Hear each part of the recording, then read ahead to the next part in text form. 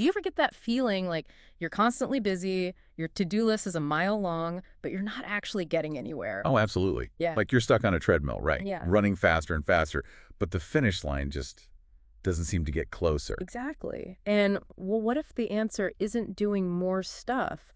What if it's actually about doing less of the things that, don't really move the needle? That's a feeling I think so many entrepreneurs, so many busy professionals can relate to.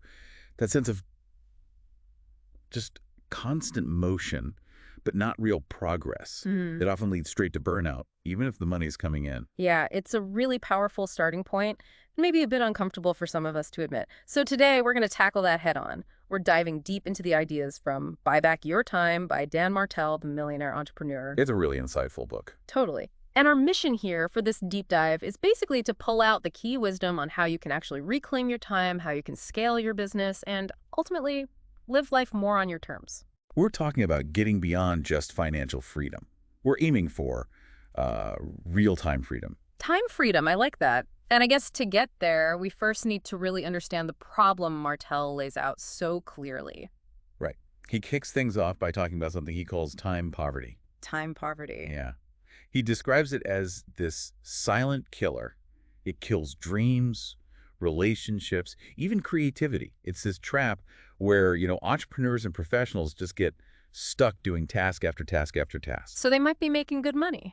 Exactly. They might be earning a lot, but they're burning out.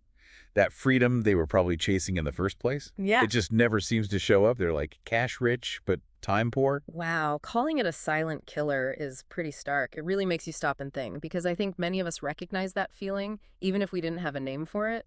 So how did Martell himself get out of that? Did he have like a specific moment? He really did. He lived it. He was running multiple companies, juggling everything, and he just hit a wall, a breaking point. And that's when he had this huge realization, the idea that became the absolute core of his philosophy. You don't hire to grow your business. You hire to buy back your time. That one single shift in perspective, he says, changed everything for him. It's really the foundation of the whole book. That sounds kind of revolutionary, actually, especially when everything else seems to scream hustle harder or scale faster. Yeah. So this main idea, you don't hire to grow your business, hire to buy back your time. That's what he calls the buyback principle. That's it, the buyback principle. It's like the golden rule in the book. And it completely flips the script on why you build a team. Okay, how so? Instead of just thinking, okay, I need more people to expand, the principle is really clear. Never hire to grow your business. Hire to buy back your time.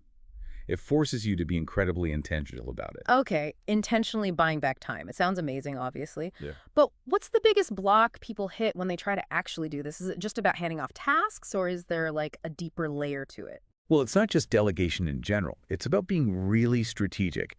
It's outsourcing or automating any task that either drains your energy or, crucially, isn't worth your calculated hourly rate. Ah, the hourly rate thing. How does that work? He introduces this really practical tool called your buyback rate. You actually figure out what your time is worth per hour. Let's say your time works out to be worth $100 an hour. Okay. Now, if you find yourself spending an hour doing, say, admin work that you could pay someone else $20 an hour to do. You're losing $80. Exactly. You're not just wasting time, you're actively losing money. In a sense, it totally reframes how you look at your tasks. It shifts from what can I do to what shouldn't I be doing. That really puts it into sharp focus, doesn't it? It's not about whether you can do the filing or schedule the meetings, but whether it's a smart use of your most valuable resource, your time and energy. So, okay, where does he suggest starting? What are those first, maybe smaller tasks people should look at? Right. He suggests starting with the stuff that feels kind of small, maybe even insignificant, but it adds up and steals a ton of your time cumulatively. Like what? Things like house cleaning, basic admin tasks, scheduling appointments, maybe even running personal errands, stuff like that. Okay. And the key insight here isn't that you need more willpower to just muscle through these things. No, it's about designing a better system so they get done without consuming your high-value time. Right, a system, not just more discipline. That makes sense. So if we're ready to start building that better system, what's the very first, concrete step Martell tells us to take? How do we even know what to offload first? Okay, this is where he introduces the time and energy audit. It's super practical. It's an audit. Sounds intense. It is, but it's powerful. You basically spend a week tracking every single thing you do. every task. Okay, tracking time. I've heard of that. But here's the twist. It's not just tracking what you do. For each task, you also rate it. Does it give you energy? Put a plus sign. Or does it drain your energy? A minus sign. Ah, I mean, okay. The energy component. exactly. And then, for every single entry on that list, you have to ask yourself 3 critical questions. 1, can I delete this task altogether? 2, can I delegate it to someone else?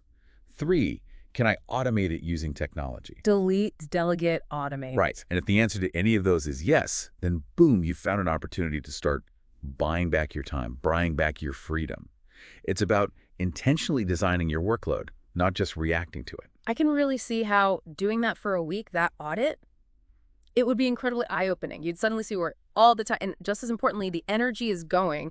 You're basically mapping out how to build a week that fuels you, not just fills up your calendar. Precisely. So, okay, let's say you've done the audit. You've identified the energy drainers, the low-value tasks. You know what needs to go. What's next? Because the big question for a lot of people then becomes, how do I use that time I just bought back to actually grow the business, to scale things up? Does Martell have a roadmap for that? He absolutely does. And this is where his concept of the replacement ladder comes into play. It's a really smart framework. The replacement ladder. Okay, tell me more. It's basically a structured way to replace yourself in your business systematically, starting from the bottom and working your way out. From the bottom up. Yeah. So you start by delegating the lowest value tasks. First, maybe that $10, $20 an hour stuff we talked about, like admin support. Then you move up the ladder. So what comes after admin? Maybe customer service tasks. Yeah. Then you climb higher, maybe delegating parts of operations, then marketing activities, then sales functions. You keep climbing level by level. And eventually, you delegate even CEO level stuff. Potentially, yes. Yeah. Or at least the operational aspects of it.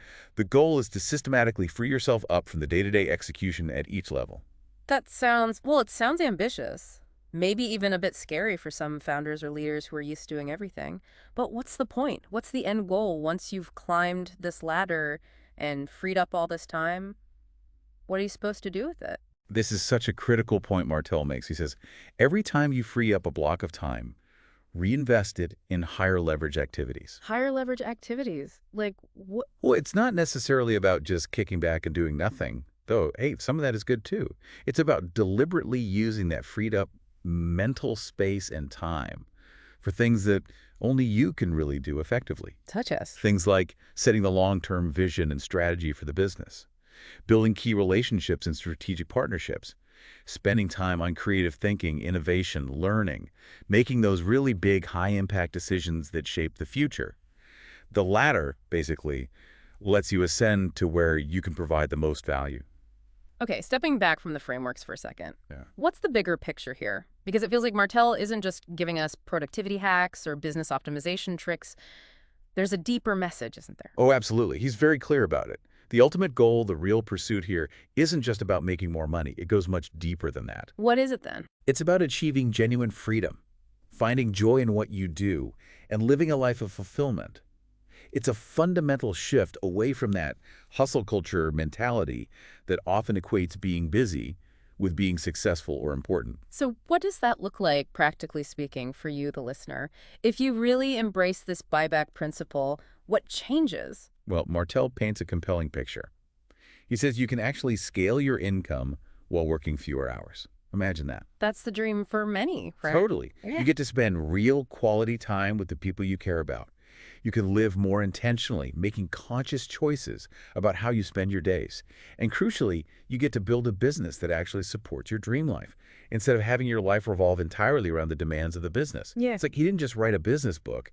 He kind of created a blueprint for freedom. A freedom blueprint. A freedom blueprint. I like that. Yeah. Because it all comes back to that core idea.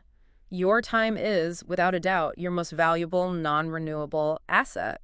Exactly. And the biggest ROI, the best return you can possibly get, comes from investing that precious time in the things that genuinely, truly matter to you. It really forces you to stop and think, doesn't it? Where is my time actually going right now? It invites that pause, that moment of reflection.